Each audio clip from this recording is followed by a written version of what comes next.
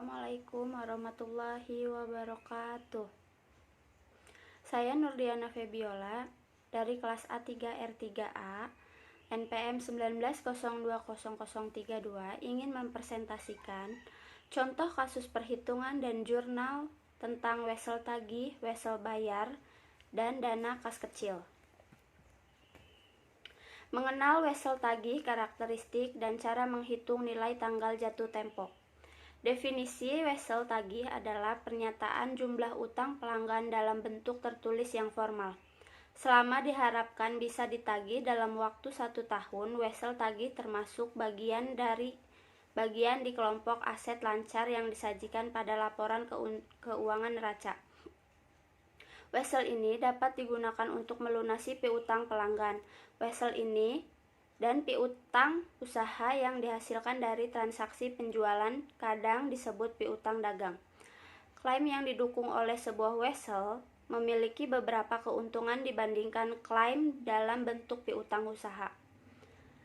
Dengan menandatangani wesel, debitor mengakui utangnya dan bersedia untuk membayarnya sesuai dengan ketentuan yang tertulis. Dengan demikian, wesel merupakan klaim hukum yang lebih kuat. Karakteristik wesel tagih. Wesel tagih atau surat perjanjian piutang merupakan janji tertulis untuk membayar sejumlah uang nilai nominal pada saat diminta atau pada waktu yang telah ditentukan. Surat tersebut dapat dibayarkan ke pelanggan atau perusahaan atau penanggung wesel. Surat tersebut ditandatangani oleh atau perusahaan yang membuat janji. Pihak yang berhak menerima uang dari wesel ini disebut penerima pembayaran, dan pihak yang membuat janji disebut pembuat janji. Tanggal pembayaran wesel ini disebut tanggal jatuh tempo. Perhitungan tanggal jatuh tempo periode waktu antara tanggal penerbit dan tanggal jatuh tempo wesel. Tagih jangka pendek dapat dinyatakan dalam jumlah harian atau bulanan. Saat wesel dinyatakan dalam harian, tanggal jatuh tempo merupakan jumlah hari tertentu setelah tanggal penerbitan. Perhatikan contoh berikut. Wesel 3 bulan bertanggal 5 Juni akan jatuh tempo pada tanggal 5 September. Wesel 2 bulan tertanggal 31 Juli akan jatuh tempo pada tanggal 30 September. Wesel ini biasanya menyebutkan bahwa bunga harus dibayarkan dalam periode antar tanggal penerbitan sampai tanggal jatuh tempo. Wesel ini yang mencakup periode waktu lebih dari 1 tahun biasanya membebankan bunga yang dibayar tahunan atau bulanan untuk menentukan nilai jatuh tempo. Wesel yang berbunga dan tanpa bunga jika ketentuan pembayaran wesel ini adalah di bawah 1 tahun, bunga biasanya dibayarkan saat wesel dilunasi. Tingkat bunga wesel ini biasanya dinyatakan dalam tahunan tanpa melihat periode waktu sebenarnya. Contoh soal utang wesel berbunga. Bunga untuk wesel sebesar 2 juta untuk 1 tahun dengan bunga 12% per tahun adalah 12% dikali 2 juta sama dengan 240.000.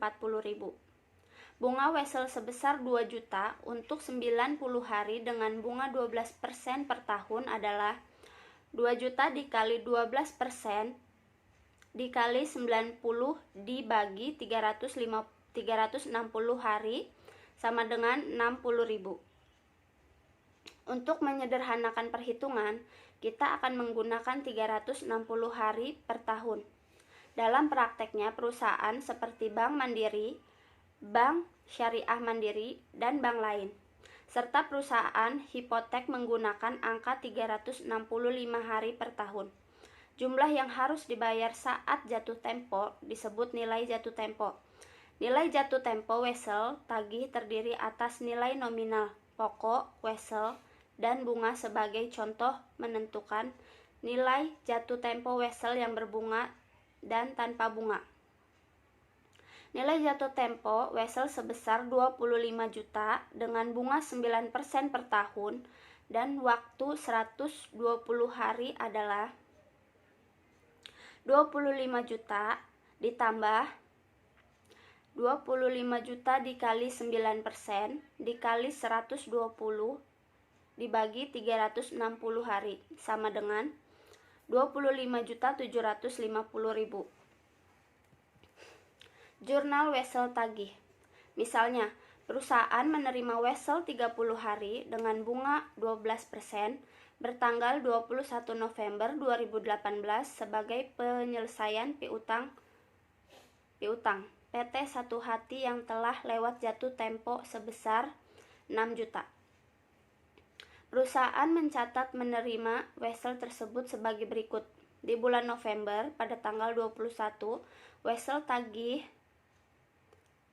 PT Satu Hati adanya di debit 6 juta, piutang usaha PT Satu Hati ada di kredit 6 juta. Saat Wesel telah jatuh tempo, perusahaan mencatat penerima atas pelunasan sebesar 6.060.000, yakni pokok 6 juta ditambah bunga 60.000 sebagai berikut. Desember tanggal 21. Untuk kas 6.060.000 ada di debit. Wesel tagih PT Satu Hati ada di kredit sebesar 6 juta. Pendapatan bunga ada di kredit sebesar 60.000. Mengenal Wesel bayar dan cara pencatatan transaksinya. Wesel bayar adalah janji tertulis yang dibuat oleh perusahaan untuk membayar kepada kreditor sejumlah tertentu dan bunga pada tingkat yang disepakati. Wesel tagih gagal bayar adalah wesel tagih yang gagal dibayar oleh pembuatnya pada tanggal jatuh tempo. Pencatatan jurnal Wesel bayar. Contoh transaksi 1. Misalnya, sebuah perusahaan menerbitkan Wesel bayar di 90 hari dengan bunga 12% sebesar 1 juta tertanggal di 1 Januari 2019. Untuk PT Setulus Hati, guna membayar utang usaha yang telah lewat jatuh tempo sebesar 1 juta, ayat jurnal untuk mencatat penerbitan Wesel tersebut adalah sebagai berikut. Januari pada tanggal 1. Utang usaha berada di debit. Wes atau bayar menerbitkan Wesel bayar 90 hari pada bunga 12% adanya di kredit 1 juta. Untuk menentukan nilai jatuh tempo, Wesel yang berbunga dapat dihitung sebagai berikut. Besarnya bunga sama dengan 1 juta dikali 12% dikalikan 90 per 360 hari sama dengan 30.000. Nilai jatuh tempo Wesel pada saat jatuh tempo adalah pokok ditambah bunga 1 juta ditambah 30.000 sama dengan hasilnya 1.030.000. Ayat jurnal Wesel untuk mencatat pembayaran tersebut adalah bulan April pada tanggal 1, Wesel bayar berada di debit 1 juta, beban bunga berada di debit 30.000, dan untuk kas berada di kredit. Dijumlahkan jadi 1.030.000. Pengertian diskonto Wesel bayar. Kadangkala peminjam akan menerbitkan Wesel bayar diskonto dan bukan Wesel yang dikenakan bunga. Walaupun Wesel semacam ini tidak menyatakan spesifik besarnya tingkat bunga, namun kreditor akan menetapkan tingkat bunga dan mengurangi bunga tersebut dari nilai yang terancam pada Wesel. Bunga semacam itu disebut diskon atau diskonto. Tingkat bunga yang digunakan untuk menghitung diskonto adalah tingkat diskonto. Pihak peminjam akan diberikan sejumlah sisanya yang disebut hasil. Contoh diskonto Wesel bayar. Misalnya, pada tanggal 10 Agustus 2019, PT Adi Jaya menerbitkan not payable 90 hari sebesar 20 juta untuk PT Agus Jaya guna membeli barang dagangan. PT Agus Jaya memberi diskonto 15% yaitu sebesar 750.000 yang didebit ke beban bunga. Hasil yang diperoleh yaitu sebesar 19.250.000 didebit ke persediaan. Wesel dikreditkan sebesar jumlah yang tercantum pada wesel atau nilai moral, yang juga merupakan nilai jatuh tempo. Ayat Jurnal Umum Akuntansi untuk mencatat transaksi yang dilakukan oleh PT Jaya adalah sebagai berikut.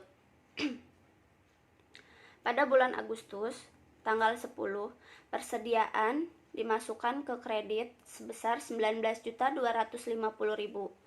Beban bunga di debit 750.000, wesel bayar, jadi di kredit ada 20 juta. Contoh transaksi wesel. Pada tanggal 1 Juli 2019, toko wallpaper Keren Abis menerbitkan wesel 60 hari. Dengan nilai nominal 60 juta untuk perusahaan iklan kreatif guna memperoleh persediaan produk. Misalnya, wesel diberi diskonto pada tingkat bunga yang dikenakan adalah 6%. Hasil dari wesel tersebut adalah 60 juta dikurangi 60 juta dikali 6% dikali 60 dibagi 360 sama dengan 59.400.000 rupiah. Dana kas kecil. Metode kas tetap. Pada saat mengeluarkan kas kecil, kasir cukup mengumpulkan bukti pengeluaran. Jika dana sudah menipis, maka bukti pengeluaran ditukarkan uang. Untuk metode fluktuasi sendiri itu pada saat mengeluarkan kas kecil, jurnal dibuat dengan mendebit rekening biaya dan mengkredit dana kas kecil. Pada saat pengisian kembali, jurnal dibuat dengan mendebit rekening dana kas kecil dan mengkredit rekening kas. Contoh penerapan pengelolaan kas kecil metode fluktuatif. Perhatikan soal kas kecil beserta jawabannya berikut ini dan perhatikan bedanya dengan sistem Impress, misalnya MyCom komputer. Menetapkan dana paid cash sebesar 10 juta rupiah pada tanggal 1 Desember 2015. Transaksi-transaksi contoh pengeluaran kas kecil sebagai berikut. Di tahun 2015, tanggal 2 Desember, membayar majalah atau koran itu 720.000. Dan di tanggal 3 Desember membayar biaya angkut 4.500.000. Tanggal 7 Desember supleis kantor 1.780.000. Tanggal 9 Desember membayar rekening listrik sebesar 1.400.000. Dan di tanggal 10 Desember dana kas kecil diisi kembali yaitu 7.500.000. Sekian dari saya, kurang lebihnya mohon maaf. Wabillahi taufiq wal hidayah. Wassalamualaikum warahmatullahi wabarakatuh.